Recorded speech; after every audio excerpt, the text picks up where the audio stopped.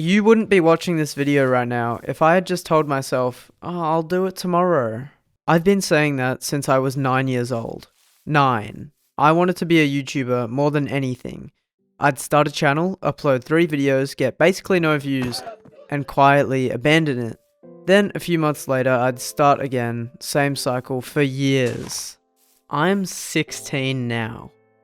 Almost 17, and I'm still here and I'm still trying. And the only difference between every version of me that quit and the version of me that making this video right now is that this time, I actually did the work instead of just thinking about it. So that's what this video is about. Not motivation, not mindset, just doing the work. And why it's the only thing that actually matters. Here's what I've figured out about hard work that nobody really says. The hardest tasks aren't the ones that are physically exhausting. They're not even the ones that take the longest.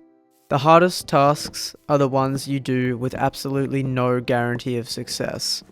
Writing a script for a YouTube channel that might go nowhere. Starting a project that nobody asked for. Putting something real out into the world and having no idea whether anyone's going to care at all. That's uncertainty. And that complete lack of any signal that what you're doing is worth it, that's what makes the work hard. Not the work itself, the not knowing part. And I feel this constantly. I genuinely have no idea if this channel is going anywhere.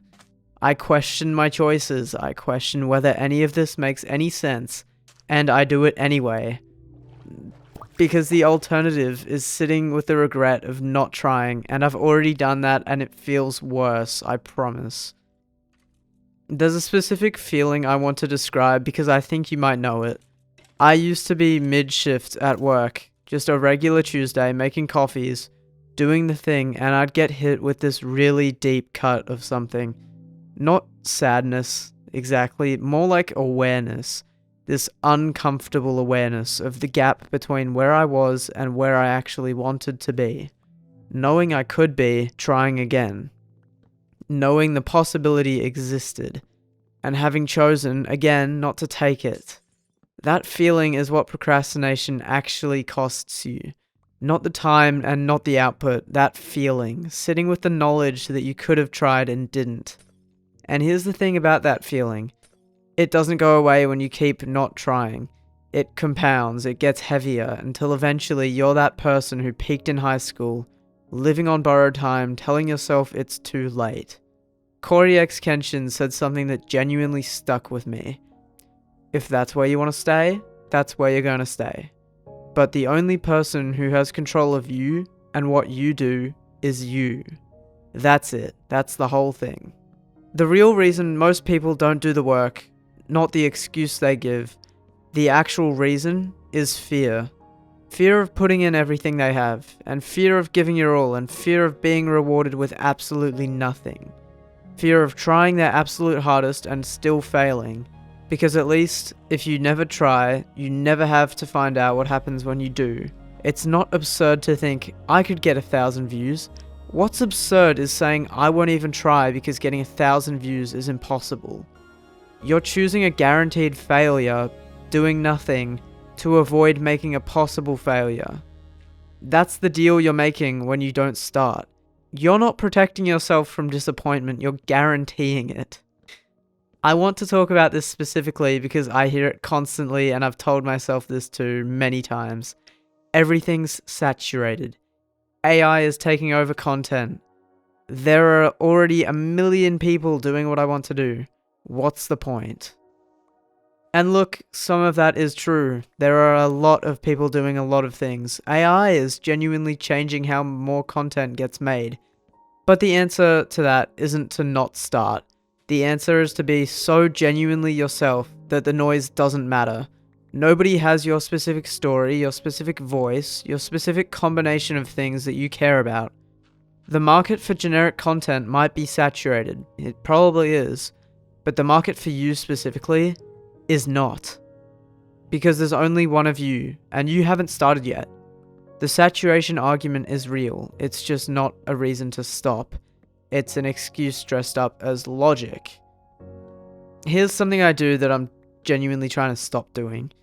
I refresh the analytics on my latest video every hour to see if it's gotten any views. And every time I do and nothing's changed, which is most of the time, especially early on, it's really demoralizing. Like, it's demoralizing in a way that makes you just want to give up entirely. Like, the work didn't matter. Like, nobody cares. Like, what's the point of making the next one? But that's exactly the trap. Because the work and the result are two separate things on two separate timelines. The work happens now. The result happens later, sometimes much later, sometimes in ways you don't expect. Sometimes on a video you made 3 months ago that suddenly finds its audience. Which genuinely happens, by the way. The YouTube algorithm is a strange thing.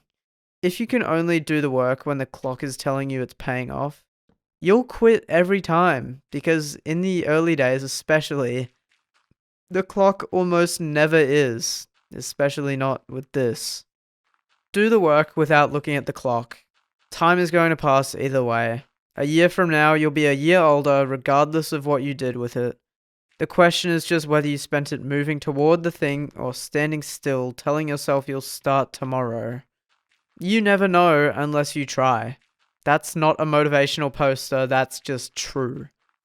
The outcome is genuinely unknowable until you actually do the thing.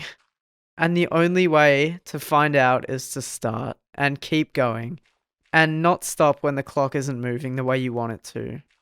I'm still here. 9 years after wanting this, and I'm still here. And I'm not stopping. And neither should you. Thank you so much for making it this far, and if you got something out of this video, please give me a like and subscribe. It would mean the world to me, helping me get closer to my goal and being able to get others closer to theirs too. I'll see you in the next one.